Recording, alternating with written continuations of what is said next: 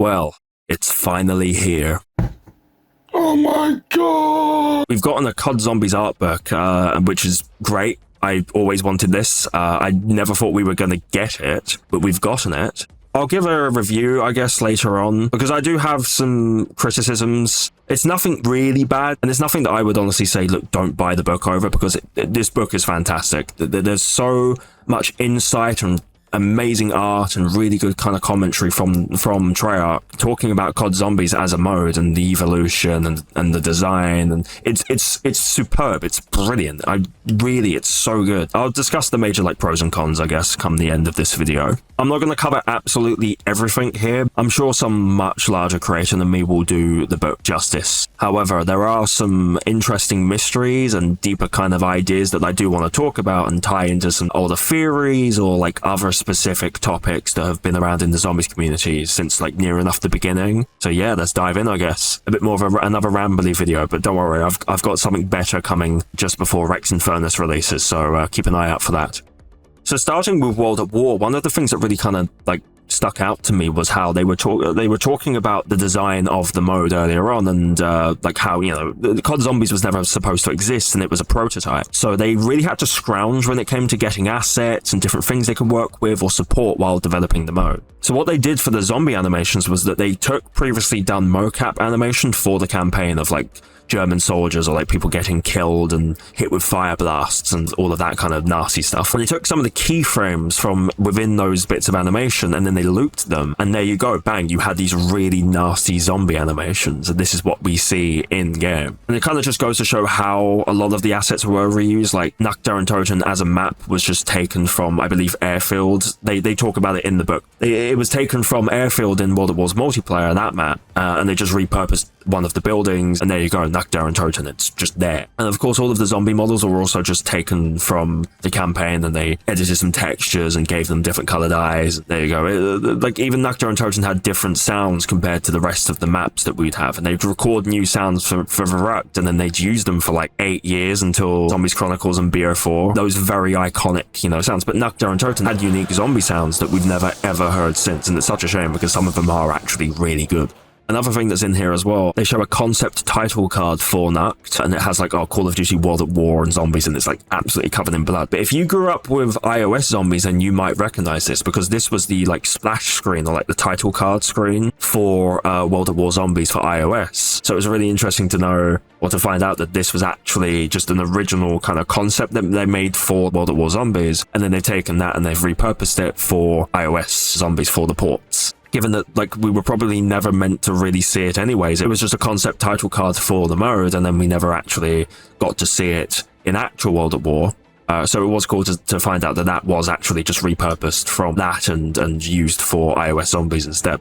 For the Verrückt segment, they talk about the electroshock fence, which was the very first trap in Zombies, and they kind of talk about the different concepts behind it and how, it was meant to show, scientists, the 935, scientists, the survivors at the facility had, cobbled together this quick trap. But they also talk about how they wanted to do a MG42 auto turret trap, but they ran out of time and they were never able to actually put it into the map. And this ties back into a very old mystery that we've had in COD Zombies, because the MG42 for this trap is just underneath the fountain within the middle of the map for whatever reason. But it turns out it's because, well, they didn't have time to ship it. So I guess instead of deleting any traces of it, they just moved the assets for it under the map. Perhaps they were trying to put it on the fountain, maybe. I think that was always a theory that people had, but they just ran out of time, unfortunately. And of course, we would see the auto turret again in Kino and then Ascension. And of course, it's returned, I guess, in the form of different score streaks and things like turrets and different things from across the games. But it was originally meant to be a trap for Verrückt, and it just never shipped, unfortunately. The Derice segment's really interesting for a few reasons. So the first thing I want to cover quickly is that they talk about the mystery box and how originally they were going to have stickers on the box. I don't believe we end up seeing them they're not on the mystery box, but I think on specifically the Wii version of BO1, if I'm not wrong, the box had those stickers on it or some other stickers. But these stickers were going to be from future maps. So they show one for Shinonuma, for Derice, and for Verrückt in Berlin as well. But they also show one for Paris, because Paris was was originally going to be a map in World at War. It was going to be in DLC 4, which was cut, alongside a coast map, which was probably turned into Call of the Dead, and then a theatre map, which obviously became Kino der Toten. There's also a bit here where they talk about Samantha Maxis as a character, and I love that they discuss this because they talk about Fluffy becoming the Hellhound. They kind of mention that the Dark Ether was responsible for that, and Fluffy was teleported into the Dark Ether before coming back. So it kind of goes to show that they were really planning having an alternate dimension from like near enough the beginning, or at least when the story was first being concepted, because they weren't working on it in Nacht der Toten, but come Verrückt, I think they roughly began to have a bit of an idea of where they wanted to go. And then in Shinonuma we got the Ultimus crew, and they really wanted to start kind of establishing these different ideas of the story and the different characters like Richtof and then Sam. And obviously Sam was based on community theories because people thought that the zombies were shouting Sam, like the phrase Sam. It was just a general kind of sound that they made. But they took that and kind of ran with it and made Samantha Maxis as a character and tied her into the Hellhounds, which were originally supposed to be in Verrückt, but they were repurposed. They were cut from Verrückt probably for time's sake. I think they mention it in the book as well. And then of course they were introduced in Shinonuma instead. And it also ties into Sam entering the MPD and getting corrupted by the Dark Ether as well. So again, like they were really kind of planning this stuff early on, and it's interesting to kind of see how long it took them to really get to the Dark Ether as a dimension. It took years and years, and then they got there. And this is where the story's been for a while now. So yeah, it's good stuff. Moving on to BO1 though, so they talk about 5 first, and there's a bit I love here. I'll read a quote from Craig Houston. I think it was really important to shake things up a bit and explore the idea of placing zombies into different scenarios. Without it, I don't think we would have Dire Eyes or Buried. So what he's saying here is that 5 being set in the Pentagon was unique and like very different at the time, and you had a different cast because you were playing as the presidents. 5 in a way was quite monumental because despite just being reused from the campaign, and there was an interview I think quite recently, or not too long, I can't remember when it was, but there was an interview with Jason Blundell where he talked about how, well, they had already made all of the campaign stuff. They had the Pentagon location for USDD in the campaign, but they wanted to reuse it because it was just an on-the-rails like segment where you don't really do anything. But they had all of this area that they wanted to reuse and actually have be playable, so they made 5, and they had the time to put together this extra map. At the time, COD Zombies was really mostly set during the Second World War, and yeah, we had Kino as well, but Kino was still very, I think it's set in the 50s or 60s, isn't it? But it was still themed around Group 935 and the Second World War. So to have a map kind of break that formula and be set in a more outlandish like setting, being the Pentagon or like a more unique locale. So to have a map be set in a like real location instead of somewhere that's inspired by like urban legends from World War II, for example, like with Der Riese being, I mean, Der Riese was based on a real place. So to have 5 be set in a very, you know, real and different location, that led to maps like Dire Eyes and Buried and like Voyage of Despair and all of the other like really outlandish and specific locations. If it wasn't for 5 setting that standard, we wouldn't have gotten to that point, you know, or at least that was the map that really began to set the standard of, well, this isn't just a story about World War II anymore. This is going to be more outlandish. This was going to be set in different time periods. So we have 5 to really thank for that.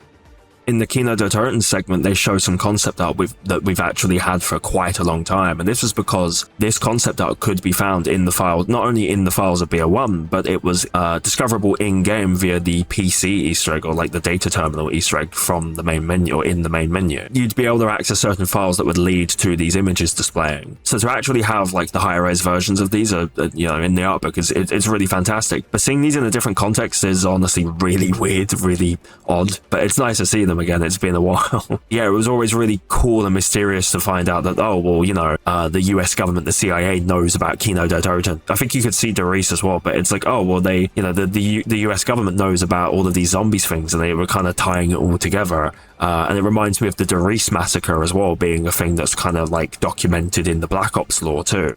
We also get to see some concept art of the Nova Crawlers, or at least like the crawler enemy that they were planning originally. From what we know, they were seemingly in World at War, or at least they were going to be planned for World at War, probably for DLC 4, and they were probably going to be, they might have been, well, we don't know what map they would have been in, but they were probably going to be in the theatre map, or just all of them maybe, who knows. There's a bit of concept art there that I think we've also, it's another image that we've like known of for years, because if I'm not wrong, it shows up in the Derice teleporter VFX, but it's obviously really low qualities. But now we've got a proper look at it, which is great. Derice as a map was quite interesting because they were using it to tease DLC 4 quite heavily. There are several screenshots from like Paris and Coast and the original theater map that they showed at different places in Derice, but obviously those maps got repurposed into BO1 maps because theater became Kino, Coast likely became Call of the Dead, and if you didn't know, Paris actually became Moon, which is really interesting, and they do talk about that later, so I will cover that. In Ascension, it seems like they were actually planning to implement score streaks as well. They made these posters for airstrikes, artillery strikes, and auto turrets. A lot of the things that we take for granted or like complain about were things that they were planning years in advance. Like score streaks is something that's kind of hotly debated within zombies nowadays. So to know that they are actually planning these for Ascension originally is actually quite interesting. For better or worse, they never made it into the game. But yeah, it's really nice to see that like, oh, you know, these things that they were planning years ago, yeah, they finally got to do them. These different ideas that they had. This is why games development's interesting, because just because they come up with a cool idea, it doesn't mean it's going to make it into the game. But that also doesn't mean that you won't see it in a future iteration of the game. Call of the Dead as a map is quite interesting because not only does it have ties to like World at War, I guess, but originally it was going to be a lot bigger and you were going to use like boats to traverse the map.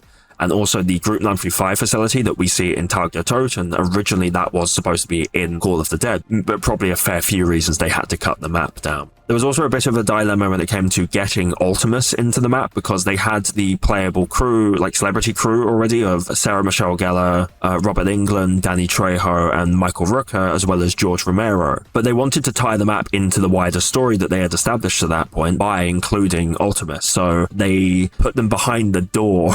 They put them behind that vault door underneath the lighthouse, which led to some really like funny dialogue. And I'm glad that's the route they went with it. It's a very interesting and memorable way to kind of implement them without forcing too many characters into the map and having them play like a really overbearing or like present role. And that's definitely something that we see a lot more nowadays. But, you know, again, that was a dilemma that they had to kind of consider even back in the day when they were writing a lot of the earlier story beats.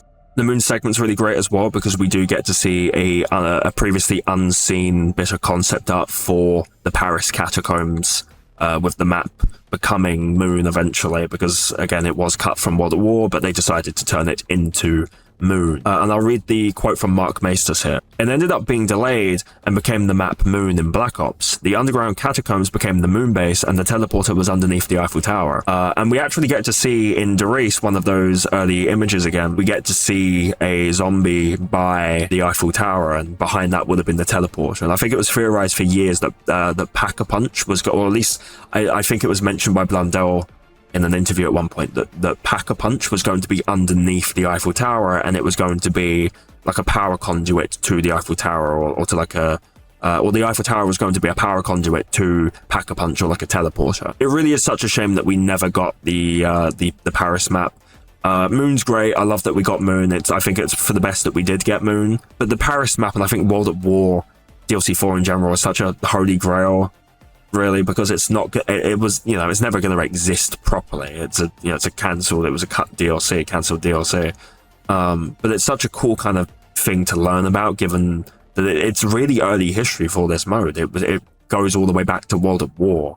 Finishing off with BO1 though, and this is probably going to be a bit of a longer video, but yeah, they showed the engineer, the zombie engineer enemy that was, I guess, cut technically. It was seemingly repurposed into George Romero in Call of the Dead, and originally the zombie engineer was designed for Call of the Dead, and I think from what we know, it might have actually been for the Coast map in World at War. I'm not entirely sure. But if not, then it was at least originally intended for Call of the Dead before being not entirely cut from the game, but actually repurposed for Dead Ops. They left it in Dead Ops Arcade. But from what we know, they also repurposed it into George Romero as an enemy, which is pretty cool.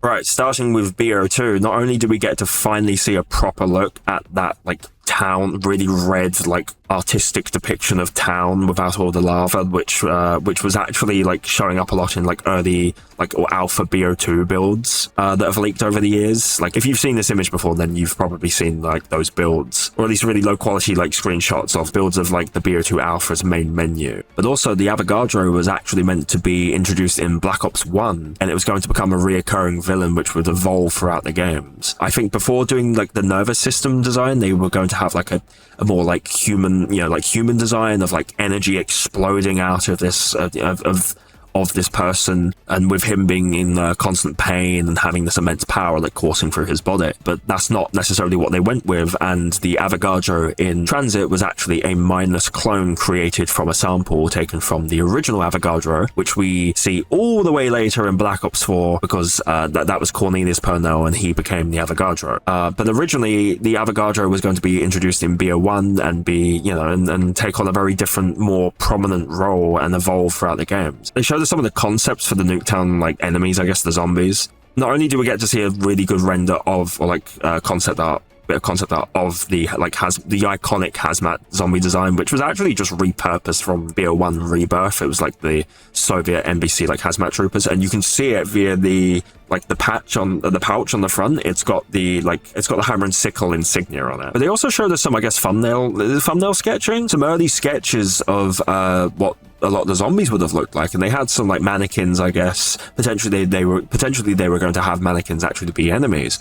But they also kind of wanted to seemingly go down the direction of having zombies be affected by the radiation. And one I particularly love is the one where there's like a torso like a crawler attached to the back of a zombie with like the 4 arms, which would have been mental to see, especially that early on. Because we get stuff like that nowadays, like we've got the amalgams, for example, and then we ended up getting stuff like the megatons as well, and they like split in half. And so they did revisit this concept eventually. Yeah, again, like it kind of goes to show that like since the beginning, they've had these really mental ideas that they've really wanted to capitalize on. But for one reason or another, they might have not gotten around to doing stuff, or they had to put it off for the future. They also mentioned something else, which is, I guess it's a bit of a fun fact, but Nuketown Zombies actually was the first map to not have any boardable windows, and I believe that is true. Boarding up windows is something that hasn't really been a thing in Zombies for a few years now, so it is kind of noteworthy to think about how like there were examples of maps that didn't have boardable windows and kind of missed certain features that at the time were very prominent, but nowadays we kind of just don't think about because they're not present anymore, or things that we kind of take for granted,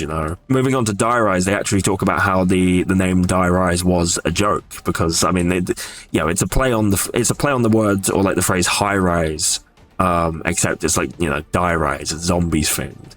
And they were just joking with it, but the name genuinely stuck, and also it looked like Derice. So they actually stuck with it eventually. They thought, why not? This is funny. I love the bit about the jumping jacks as well. We get a nice full body render of them. They talk about how they have these little protrusions, like bony protrusions on their backs. Originally, they were planning to have them have wings, or like they were concepting the jumping jacks to be able to like fly and I guess be more like gargoyles. We've never really had a gargoyle enemy, which is a shame. I mean, we've had a gargoyle enemy in Extinction, but like not in Zombies. So to like know that they were kind of originally concepting that with the jumping jacks, yeah, that would have been cool. The lead animator at the time, Benjamin Lee de Guzman, also like talks about how they had a lot of animation work done for these like super long transitions with the jumping jacks like climbing up and down the elevator shafts, and then like jumping between debris and platforms and stuff. Yeah, the way he says it, I'm not sure if fans ever saw it. I guess this is a thing that actually is in the map, so keep an eye out next time you play Die Rise. You might get to see the jumping jacks like climbing up and down or like jumping between the elevator shafts and kind of like traversing through the map in a way that we're unable to. Now, Mob of the Dead as a segment is like quite extensive, and we've always been able to tell that Treyarch is quite proud of that map. I mean, who wouldn't be? It's a phenomenal experience. We've known for years that they did actually go to Alcatraz to get... They took a trip to Alcatraz to get references, to kind of record the soundscape and figure out what they wanted to do with the theming and how the map was going to look and the history, and it all came together so brilliantly. But Mob of the Dead was actually the first map to ever get a full original soundtrack as well. That's something we kind of take for granted too. For years, Zombies, like they had the Kevin Sherwood songs and they reused stuff from the other modes. But overall, like the soundscape was mostly down to ambience and the odd bit of music here and there. But with Mob, they started composing entire soundtracks for maps, and it's something I'm very happy they actually started doing, and you have Mob of the Dead to thank for that. With every map nowadays, we get a full OST, and they're usually absolutely fantastic and easily some of the best parts about Zombies. So in retrospect, it is really cool that Mob of the Dead was the first map to ever get that. And I'd argue BO2 was still very early on in the lineage of COD Zombies, so it is interesting to consider how far back they actually started working on OSTs for Zombies. One other thing as well, they like just bringing up like random fun facts in this, but the Blundergat is technically the only Treyarch Zombies wonder weapon to actually just fire bullets. I can't think of any other ones that just outright fire bullets. Oh, what about the Kraken? It's like cannonballs, you know, like there are other, obviously other projectile weapons, but like none of them fire straight up just like made like standard ammunition bullets. One last thing before I move on to Origins actually, but with Buried, they have some concept art for the Witch in here, and I absolutely love this concept art, and I love the idea that they were originally going to have more of a just like wispy zombie be the Witch. I can appreciate the design that they did go with, but I don't particularly love it. I think it's just a bit too kind of generic ghost woman, like old-timey ghost woman. You know, for COD Zombies, which is as a mode has usually had very specific designs and unique designs. So yeah, to have this like concept out of a more like zombified ghostly apparition, I guess, with what appear to be rope bindings around her ankles and like wrists. Yeah, I really wish they went with this design. I really love this design. But anyways, moving on to Origins, there's a lot of really good information here, and it ties into the alpha builds that leaked for BO2 earlier this year. So if you didn't know, some alpha or like earlier builds of BO2 leaked, which not only featured stuff for Zombies Chronicles, or at least the early, you know, like BO2 DLC 5, which would eventually then be turned into Zombies Chronicles. But they also had like alpha builds for some of the maps, like Buried. There's a very early like block out version of Buried, which is in one of the builds. But Origins was also included. It was originally called Le Tomb, which is French for the tomb. You know, ironic given that we would then get a map in BO6 called The Tomb with Origins theming, so there's your inspiration there. But Origins was actually going to have a 7th generator, which would be located within a village in between the mound and the church. As well as that, the Crazy Place wasn't going to be linked with portals, if I'm not wrong, and it was going to be, you'd go down the different like elemental tunnels for the stars, and they'd each have their like individual Crazy Place. And also, while going through these different tunnels and things, they wanted players to have to wear a Panzer Soldat suit in order to be able to traverse the waterlogged, like flooded tunnels. Kind of mental that they didn't end up going through with that. That would have been really cool. And I guess the concept would technically be reused in Exo Zombies of all things. I think in Descent because of the like deep sea diver suit that you can wear at one point. They also mentioned how the like Treyarch was a lot of the different teams at Treyarch were so kind of like in love with zombies that they want to play test the mode and kind of get involved in any way they can. And they mentioned how Nicholas Westfield, the associate director on IT at the time, mentioned that he really liked the Crazy Place under the map, and they hadn't picked a name for that area yet, so they went with Crazy Place. They liked the name. That stuck. It's interesting to find out where a lot of the names come from, or a lot of the ideas are just kind of like spitballed. In the instance of the Crazy Place, it's a case of, well, that name sounded cool, so we're just gonna go with it. So there you go. Moving on to Black Ops 3 now. So there's this bit of concept art for the like Undercroft area, and it seems like they wanted to have some floating platforms in between the like Pack-a-Punch area, or like where the Shadow Man is in the boss fight, and then the entrance to the room.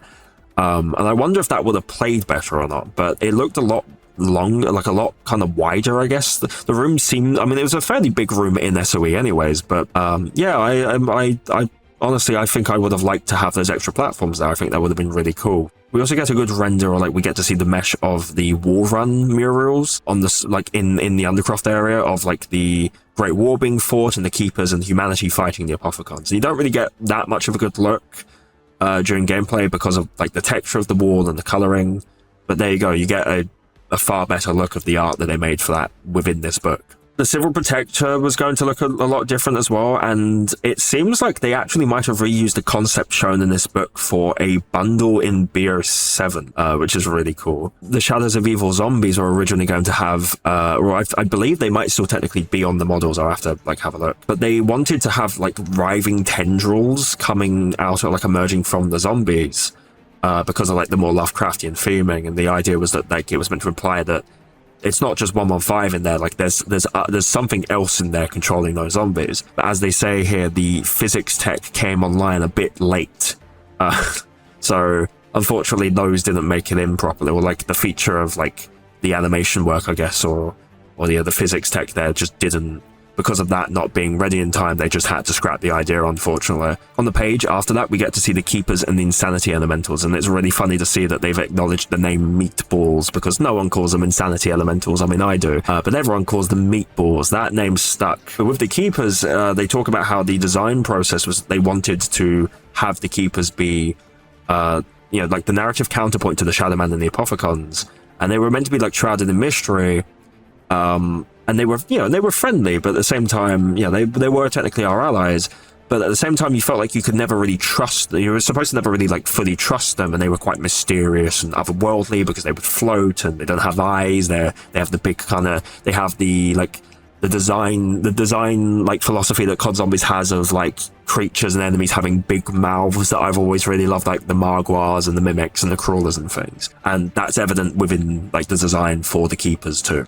For Horizon Draco, not only do we get to see some really amazing art of the Undercroft and like a lot of the other locations, but we also get to see that the Voidbow like skulls, or at least like as well as the skulls that are spawned by the Giant Keeper in the boss fight, they're actually referred to as mouth beasts, or the mouth beast. I talk about it more in the video that I've got coming out in a few days, but these guys are actually known as Chompers in the files, so that's the name that we kind of like had for them. I'm probably one of the only people that actually cares about that, but they were called Chompers, I guess. It's not a name that's used in game. It's just like it's just what the assets are called in the files. But the name that they actually kind of gave to them, at least internally, was the Mouth Beast. So finally, we've got an actual name for those, I guess.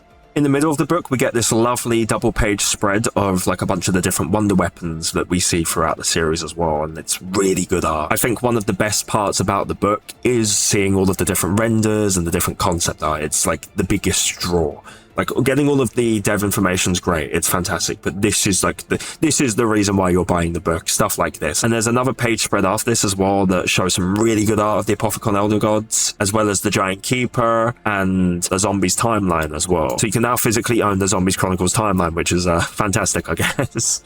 On the page after that, we get to see some really nice art of the Gigant, the Soviet mechs, essentially, or like the Soviet like giant robots, as well as the Mangler. Really awesome stuff. I don't have much to say because I do want to quickly move on to Revelations, because Revelations has some really cool cut content as well.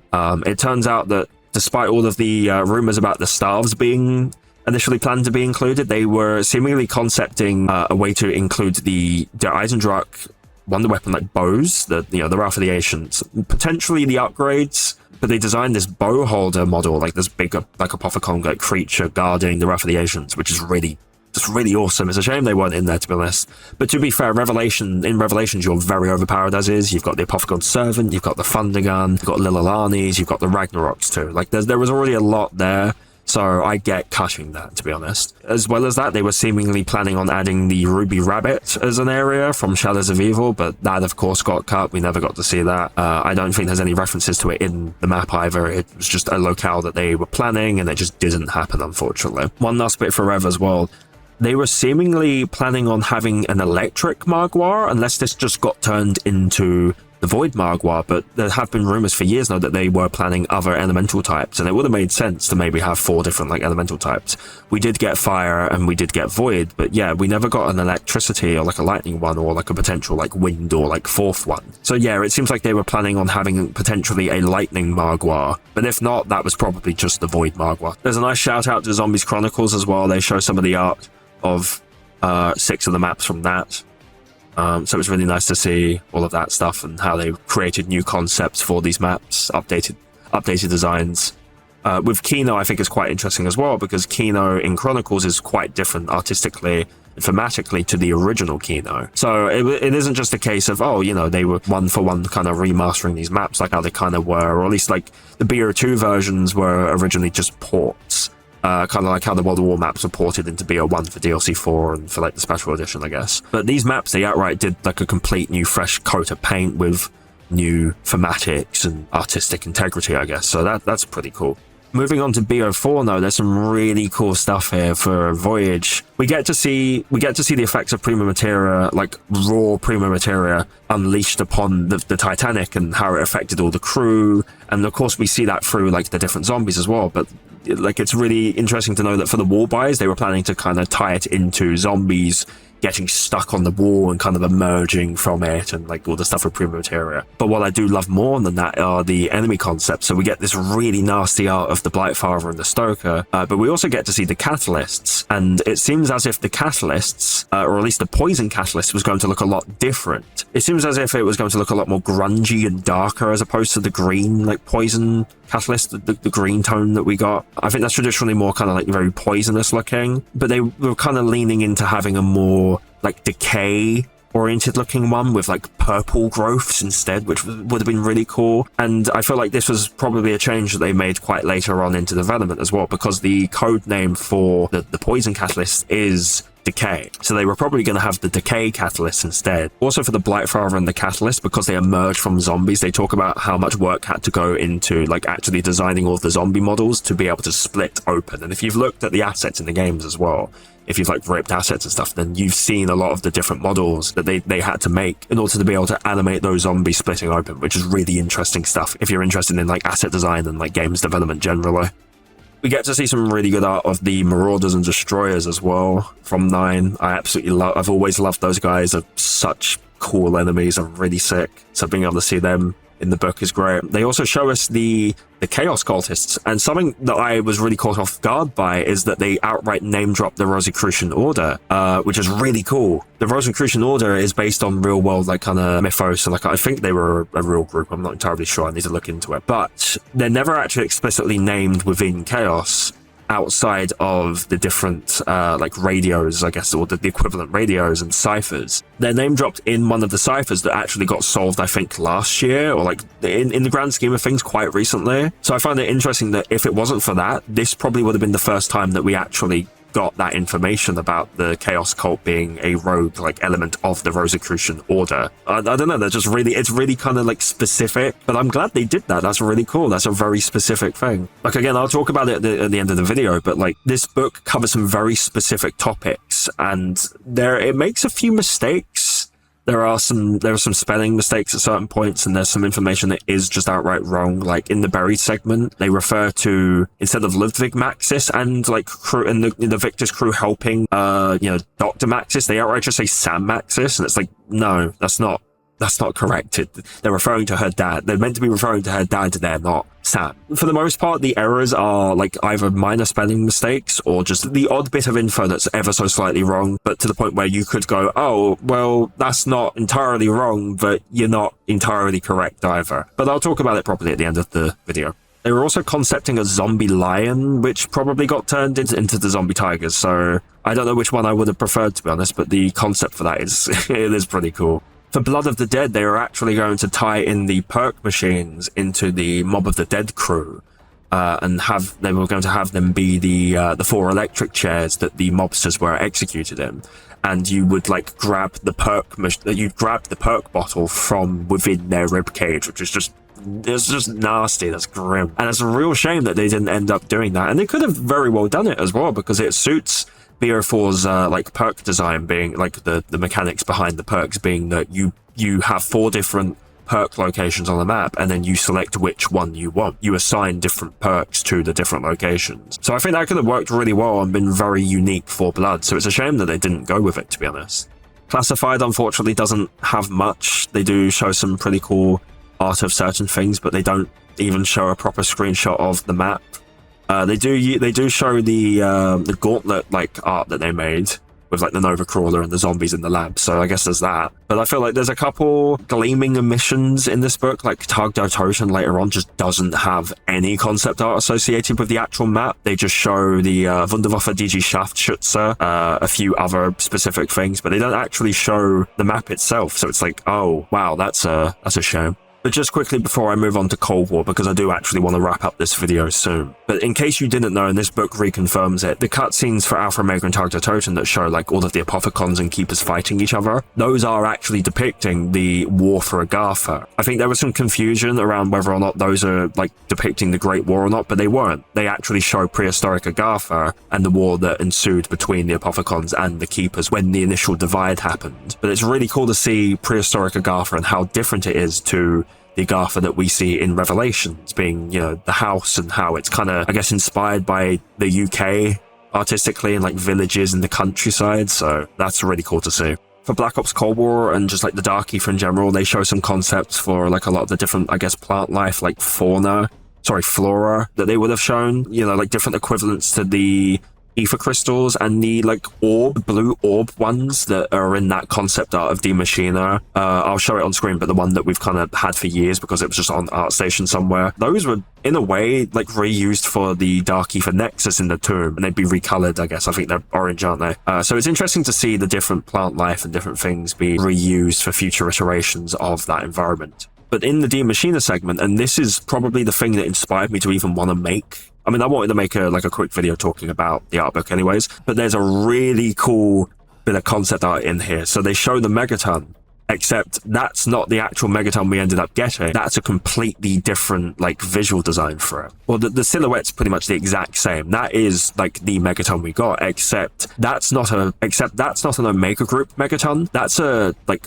Project End Station Megaton, or like a German Megaton, with the name tag Steiner on the front of it, and they refer to it as the Steiner AI as well. And this actually solves a mystery that we've had in Zombies for years now. If you remember when they were initially teasing Black Ops Cold War, there was this teaser at the end of the multiplayer trailer where they showed Die Maschine for the first time, and they had like clips of like different like stuff like from different characters like Weaver and different flashes like appearing throughout the teaser. But they also showed Steiner in that teaser from Black Ops 1, like the Friedrich Steiner. So it seems as if for a while they were planning on having the Megaton be Steiner from BO1. Steiner was going to become the Megaton, be turned into the Megaton, and he was going to be important to the quest instead of Orlov, and Orlov probably never existed. And the Megaton was going to be Project End Station personnel, and Steiner, after Project Nova, probably went on to work for Project End Station. But then they scrapped that for whatever reason and recontextualized the Megaton to be an Omega Group Ethernaut. But this probably happened so late into development that they had the marketing feature Steiner already, despite the fact that they decided probably quite late into development that they weren't going to involve Steiner anymore, and they were going to do Orlov instead and have him be the Megaton. I kind of wish it was Steiner, but to be fair, from a story standpoint, you're meant to be able to empathize with Orlov because he had to sacrifice his life to shut down the cyclotron. But Steiner was a nasty, vile person, and if you've played Black Ops 1, you know, he was directly responsible for Nova 6. He was a Nazi as well. Vile, despicable man. You would not empathize with him, and you would not want to help him shut down the cyclotron. So I think in the end it was probably for the best that they went with Orlov. I think writing wise was better, but that concept art is so cool, and it's such a shame that they didn't go through with it. It really is. For the mimics in Firebase Z, they originally wanted to have the design be more focused on having the body merge with different objects, but they ultimately didn't go with it because they wanted the mimic to be a more kind of general enemy that could show up anywhere. But if they had, for example, a lot of the Outpost 25, Omega Group technology, the computers and things, merged into the body of the mimic, then it would become a case of it being a more location specific or context specific enemy, which they decided to move away from because they wanted to have more of a defined silhouette for the enemy. And I think in the end it was probably for the best that they did do that, because the mimic design that we did get is fantastic, and it's one of my favorite designs in all of COD Zombies. And speaking of, one of my other favorite designs in all of COD Zombies is the Order. And the Order, originally they wanted to have crawlers be able to crawl out of, come out of its big club arm, and I think I would have loved that more because I love the crawlers so much. But instead they went with the Order being able to shoot hellhounds out of its arm, and I think, to be fair, that's probably more of a fun idea. But yeah, originally they were going to have crawlers come out of the arm. For Outbreak, they were prototyping the mode on the Blackout map, and they were using that as a base to test things for Outbreak before they before they were really working on Operation Ascension, which was the cut Blackout 2 map set in the Ural Mountains, which would then become the Fireteam maps, and also then Outbreak as well. But originally they were basing Outbreak on the original Blackout map, which you can see in the concept art, and they were changing up the visuals for the theming and trying to get the vibe right. And then eventually they would go on to use the Fireteam maps instead. This next bit also kind of leads into one of the problems I have with this book. They name drop certain things like the Tempests, for example, and I think they mention the Disciples as well. Other than an in-game screenshot of the Tempest on one of the inversion warheads, no concept art of them. No concept art for the Disciples either. And it's such a shame. It really is such a shame, because I think those two in particular would have had some mental concept art. For Marauder Totem, we get to see the Cerberus, and the concept art for the Cerberus is absolutely amazing. The Cerberus was always a really cool wonder weapon with like having the different builds or mod kits essentially that you picked up. Really, it was a case of there being technically 4 different wonder weapons in one. Yeah, so being able to see the art for this is great. It's really good art. As well as all the environment art and, the Cerberus art, we also get to see some stuff for Klaus, which is really cool as well. We get to see some sketch work for him, as well as, I think, some asset renders related to him, like his chair that he gets chained up in, and also his head, and then the radio that you use to call him in as well. Klaus is one of my favorite characters in all of media. I absolutely adore him, so I'm glad that he got some coverage in the book. Finally, for Cold War, there's some really good stuff on the Abomination and the Forsaken as well. I love that they talk about how the tail for the Abomination is like a zombie that's spine has kind of merged into the tail, and I always loved that, being that it's a case of like, oh, it's like the Dark Ether, merges creatures together. And I think they talk about when designing the Abomination, whereas the Margwa had very reptilian skin, they wanted a more human, decayed human flesh vibe for the Abomination, which I always preferred. As much as I love the Margwas, I think the Abominations, I've always loved the design work for the Abominations and the more fleshy, mutated look. And the zombie kind of being merged into that. I love that design purely because, in a way, it's like a symbiotic role. Abominations they can see you, but they don't necessarily have eyes. But they do have the zombie on their tail, which can see. So I like the idea that the zombie is what's looking at you, as opposed to the Abomination just knowing where you are. And now the Forsaken himself, or Kazimir Zykov, I love this bit because they talk about how they concealed or obscured his eyes, which suggests that his mind has evolved the need for human senses. He's just that powerful, that omnipotent, that he doesn't need to see. Why would he? He's so in tune with the Dark Ether that maybe his eyes and ears are all of the zombies around. Maybe he's always watching you and always listening. The zombies are his eyes and ears. And they talk about how the Dark Ether crystals being kind of around his skull and kind of across his body goes to show that he really does embody the power of that world. And he's imbued with the energy of the Dark Ether. And he's so far beyond human comprehension that he doesn't even need the same senses that we do to survive, I guess. I always love when very specific niche design choices that people might not pick up on to convey ideas that a lot of people might not catch. And I always thought with Zykov, I wonder why his eyes are like that. Vanguard's got some absolutely fantastic art they've got attributed to it. It seems like they were planning a Flammenkrieger or flamethrower zombie, flamethrower Sturmkrieger maybe, or at least it was a concept that they originally came up with, but it never ended up happening. And it's in a calling card as well in Vanguard, but we never got that as an enemy. But what I do want to talk about more in particular are the Elder Gods. I think getting this art really was a bit of a holy grail discovered situation, because we've been waiting for full body renders for these for years, especially for Vakana, because she was just a tiny little bit of art within I think a roadmap and then in-game for the field upgrade. So being able to see what she looks like properly is fantastic, but getting a good look at the rest of the demons and the concept art for Cortifex and the rest of them is phenomenal. It really is. It's so cool. It's really interesting to know that they were originally going to have them look quite alien, I guess. They were going to be quite otherworldly, as opposed to just demonic, but I'm glad they went with the demonic theming more than anything, as well as relating them to different cultures like Maya culture or Norse mythology.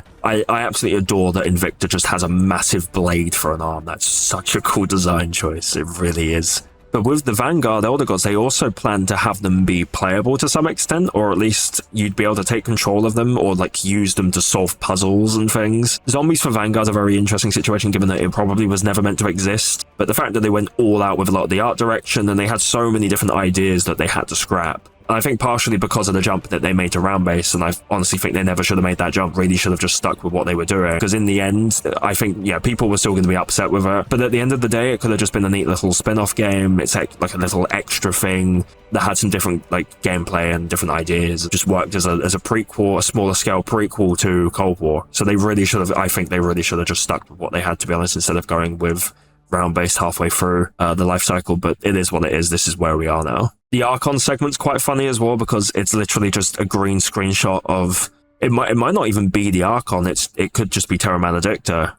But yeah, again, it's a case of like there probably wasn't really much they could show there because they probably weren't really planning the Archon, given that this was after they made the jump to round based, and it's literally just Terra Maledicta, but with like the worst minty green filter you've ever seen, ever. I don't know why they went with it, unfortunately, but what we do get is some really cool concept art of the construct and an elaboration on what the construct actually is and how it ties into Cortifex's character and what it kind of means for the wider Dark Aether, which is genuinely fantastic. The MWZ segment is also very interesting. Carver shows up in some concept art for some reason. I don't think that means anything, but yeah, whatever. For Spore Control, they were going to have some different pod designs, which would have been really cool. I like the little pod that we did get, but, you know, it's like with the D Machina Flora earlier, like any opportunity to show the plant life and like the different kind of, the evolution of creatures and different things within the Dark Aether, because we saw that with the Anemone, I think they're called, in the Archon. We also get to see some concept art of the MWZ Mangler and Mimic, and I've always loved with the Mimic, the teeth. Specifically for the MWZ Mimic, they kind of took the design philosophy and went further with it, and the teeth are all like hollow rib bones. I'll have to show the model for it, but yeah, that was always really cool, and I always loved the like modernized Terminus Outcomes, like Mangler. Yeah, they really suited the mode quite well. They were great designs, they really were. We also got a name for the different like rune like portals. They're called zip doors that were in the mode that you could like interact with to open the door. Like, dude, you could shoot the little things to interact with the door. It's been a while, I can't remember how it works specifically, but yeah, zip doors is what they're called, I guess. And we get to see the art for the different rift portals as well, which were always really cool, and I'm glad they brought them back in the tomb and kind of tied that all together, because it's meant to be like ancient Dark Aether portal technology, or like not technology but like magic. So yeah, it's really cool to be able to see that. The concept art that they made for the Al-Mazrah rifts is like stunning as well, with how blue it is. Those environments in MWZ are some of the coolest depictions of the Dark Aether as well, especially with the ones that are like very clearly on like asteroids or that are just like debris in space. Those are so insane. Those are really cool, and they're really cool like spaces to be able to run around. I always particularly loved the one in Al-Mazrah City as well, because of how foggy it is, and actually being able to like traverse through that city is like really cool. Traverse through the fog, fighting the different enemies. Yeah, like the rifts, people have problems with them. Like the MWZ as a mode's a very specific thing, but the rifts and how they looked visually in the theming, I always loved that. It was always really cool, and it was an extension of what we saw in Cold War as well, really, with the Dark Aether in that game. So yeah, that was fantastic. Now we get to see the Operation Deadbolt VR11, which is really funny because they didn't even show the VR11 for Call of the Dead, nor did they show the Scavenger, if I'm remembering correctly. Again, there are some very like gleaming omissions in this book. And I know, like, it's a case of, there's like over 200 pages. Like, there's only so much they could have done, but it just sucks that they miss certain things. But then they go so in depth with other things as well. It really is. It's like you win some, you lose some. That really is like that's a way to describe this book, I suppose. But I am glad that they do show the Bloodburner. They show us some stuff for the Bloodburner and kind of the ideas that they had for the Bloodburner initially as well. The Aether nests in particular are genuinely nasty, and I love how they talk about the tech work that goes towards how they were handling like the different materials and stuff for the sake of performance. But the concept art showing like the retchlings or like the nest crawlers coming out of the pustule, you know, from all the biomass inside the buildings. Yeah, I love it. Absolutely love it. I genuinely adore the Aether nests as a concept, and showing this more as like traditional, not necessarily like traditional, but like more kind of inspired, like, oh, you know, zombie media, like, oh, nasty biomass everywhere and like zombies kind of like emerging from like the flesh and stuff. I've always really loved that concept, so to see that in COD Zombies, yeah, I was a big fan of the Aether nests and, you know, the crawlers, and having the crawlers back. I love the crawlers. They've always been one of my favorite designs, so to have like a modernized version of those was really cool. I was really glad to see those back. And speaking of, though, they also show some of the enemies that are more specific to MWZ. They show the Mega Abomination. Great stuff. You know, they miss out certain things, but then the Retchling gets shown and then name dropped, you know, the little crawlers, which is funny. They also show us a bit of art of Dark Aether, I guess, or the entity, and they kind of discuss how, you know, it came into existence the moment she was born. Yeah, really amazing stuff. The entity is a really creepy art. The entity was always such a cool kind of inclusion in MWZ, as well as a phenomenal boss fight, one of the best boss fights in COD Zombies, so that stuff's great. We also get to see the full length of the Aether Worm, which is fantastic, and they name drop all of them specifically as well: Orcus, Gormgarn, and Greylorm, so that's cool. And they talk about how Greylorm's fight's notable because it takes place within an ether storm, and Greylorm as a boss fight was always so fun given that it's an open world thing. One of the big criticisms of MWZ was that it didn't really get much content additions or many content additions for the actual open world, and most of it was just endgame stuff. So to have Greylorm be a fight that you can do with like multiple teams, you can get like a dozen or more people fighting this big massive like red HVT ether worm. Yeah, genuinely fantastic. It's a really fun fight with friends. It really is. Finally, moving on to BO6, I've been recording this for far too long now, but we get to see this concept art, which actually leaked prior to the book coming out. And it's such a cool piece of art because this is Liberty Falls during the concept phase. From what we know, Liberty Falls was originally going to be an Outbreak experience. There weren't going to be round-based maps in Liberty Falls, they were going to be an Outbreak map. So to be able to actually see this environment that's more accurate to like how Blanchard described it in the Shattered Veil intel, of this like destroyed hellscape essentially, that didn't even really look like Earth anymore, and it was like being overtaken by the Dark Ether. Yeah, like it's so cool. And while I don't think the Order was probably going to be there, yeah, it's cool to see stuff like that featured in the art, you know. It's just placeholder stuff really. It's just probably meant to show, like, kind of set the theming for what people are going to wear, or like what characters are going to look like, or what like enemies are going to be there, and like how it was going to look. And with that truck there on the right, it's possible, like people were theorizing that Old Tessie in BO7 was originally going to be in Liberty Falls Outbreak, but who knows? Maybe we'll find out someday, but again, who knows? We get to see some absolutely stellar art of Terminus. Terminus is one of my favorite locales in all of COD Zombies, so I'm glad we get to see more of that. And they show and talk about the Amalgam and Patient 13, and they kind of go into a bit of the lore of like Dr. Modi and all of that. It's really, yeah, it's all really great stuff. With the bit that talks about the Void Cannon, I absolutely love this because they're kind of talking about how Project Janus were repurposing the island's defenses, this like Japanese World War II tech, because Terminus as a facility was set on a island that was occupied by the Japanese military, like a defense platform. They were repurposing this tech to be able to, we don't know what they were using it for, potentially, you know, an invasion from the Dark Ether to fight Dark Ether Elder Gods maybe, or like Titans, because Titans are now a thing, like big, massive like Elder Gods and things, but who knows? Like, it's just one of those like really cool kind of ideas that they haven't entirely, they never really touched on it, unfortunately. But this is why getting art books and stuff like this is fantastic, because you get to get that extra context that they didn't get around to talking about in-game. So yeah, this is brilliant. They also show some art for the vermin and the parasites, and this stuff is really cool here because they show this really nasty big vermin with all these heads on the back that kind of looks like a Siphon Core from Vanguard. It's unfortunate they didn't put any Siphon Core art in, actually. That sucks. But it makes me wonder if this concept here was like they wanted to do this originally for BO6, but they didn't get around to it. Because now we've gotten the Web Mother and the Death Spinners in Rex Infernus. These, the Death Spinners look like hybrids between the Vermin and the Zetsubo no Shima spiders. But this giant Vermin in the art book looks a lot closer to what the Web Mother looks like in Rex. So I wonder if they've repurposed that design, or like kind of taken that concept. I always thought I wanted like a giant vermin that could like spawn in the standard ones, I guess, and have it be like an elite or a special enemy. So I'm recording this before Rex has come out, so, but yeah, no, we're getting that big like spider enemy, I guess, that I wanted. So we're getting that giant spider. I mean, we've gotten a giant spider before, so we're getting that giant vermin enemy that I kind of wanted, so I'm glad, to be honest. They also jokingly talk about the BO6 manglers being the, you know, like the mutant injections, and how you can live out your dreams as a mangler, which is really silly. But I absolutely love the mangler design in BO6. I think it's one of my favorite COD Zombies like enemy designs, period. I absolutely adore this thing, so I'm glad we got some really cool concept art of that. And it had like the American flag on it, and it was still like related to Project Janus. So yeah, really amazing art there.